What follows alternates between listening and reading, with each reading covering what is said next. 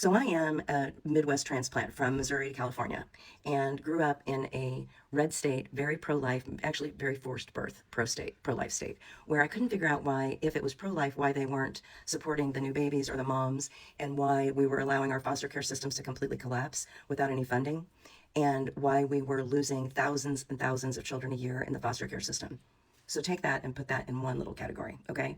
Then why it was that our pro-life people then continued to fund none of the babies and none of the mothers.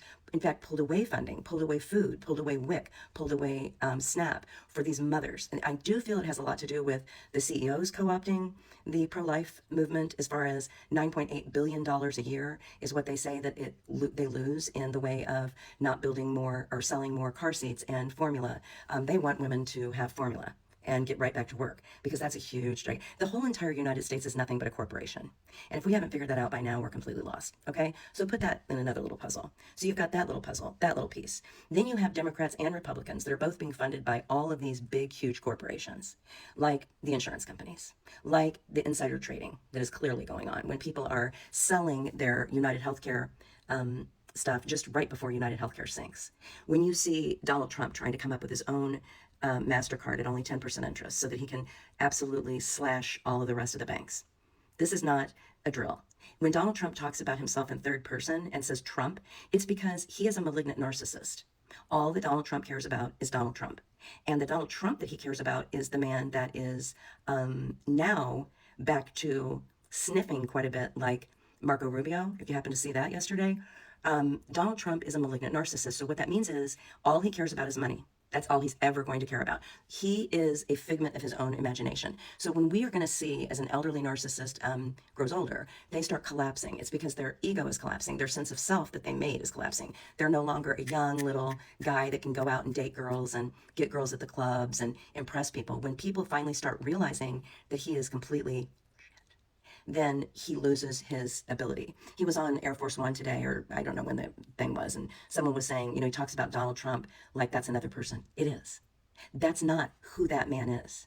You need to go back and watch the Apprentice movie and just spend about a half an hour on YouTube videos about a Machiavellian malignant narcissist. He is the most dangerous type of malignant narcissist, okay? And I believe every word from Sascha Riley's tapes. Now it's on YouTube, apparently. But I had a big awakening the other night. I woke up just like everybody else in the 4 a.m. club. I woke up and knew damn good and well. In fact, in that night, I never went to sleep. For me, it was 3 a.m.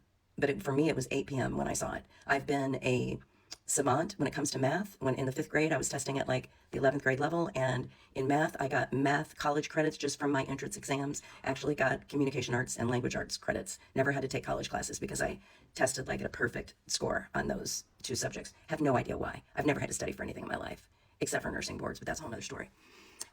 So the one thing that came crystal clear the other night was, if you think about the pro-life movement and how they absolutely need to have small children that grow up to be large children, large adults that are then feeding the corporations. And then if you go back to Sascha Riley's tapes about how it was that Trump got his human beings. We have a man named Donald Trump that some people think is the real deal. No, he's never been the real deal. He's nothing but smoke and mirrors, okay?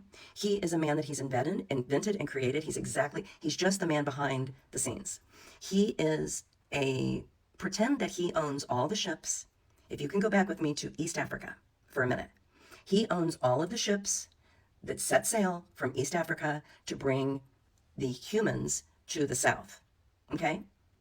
Imagine what kind of money was made by the person that owned the ships and by the person that got paid for those people. Pretend that there's only one person that got paid for everything. They got a cut of everything. See, if you know the way a malignant narcissist works, all of these buildings that he keeps bankrupting, these businesses he keeps bankrupting, might have something to do with all the millions of dollars he had to pay off. Who knows?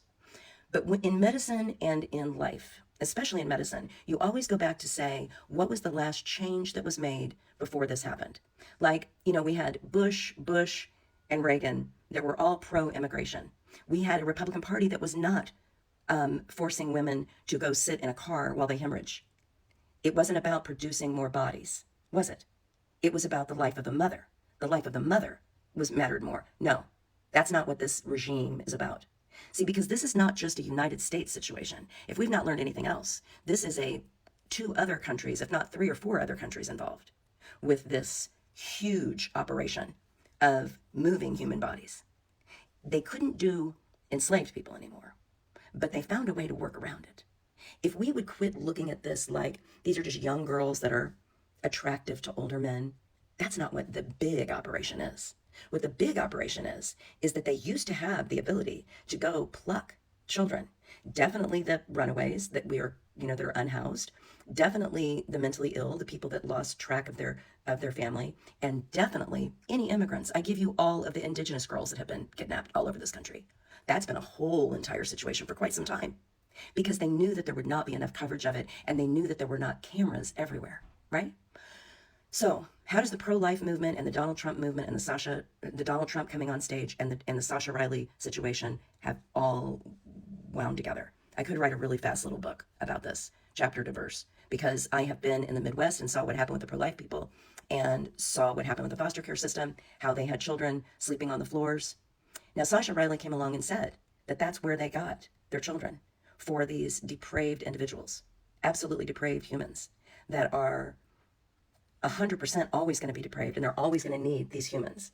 But see, Donald Trump is in debt up to his eyeballs to Putin and the oligarchs that he's owed money to since the 1980s. Because see, he was never a good businessman. He was never good with money. He was always needing to be bailed out by everyone because he's not a smart man. He's not even a halfway smart man. He's an ignorant man. But he needed to make all this big smoke and mirrors so that he could run this other organization, which is the traffic cones that he's moving all around the country. So when we came out with Ring cameras in 2015, he had to find a new way to take human bodies. We have 1,000 or 1,200 people now completely missing, wiped off from Alligator Alcatraz. He stopped all surveillance of all the children that he separated at the border in 2016 and 17, and he stopped all of the surveillance of all the children that got kidnapped out of Ukraine. And all of those children are now making him money exactly like the bodies did down south. You get it?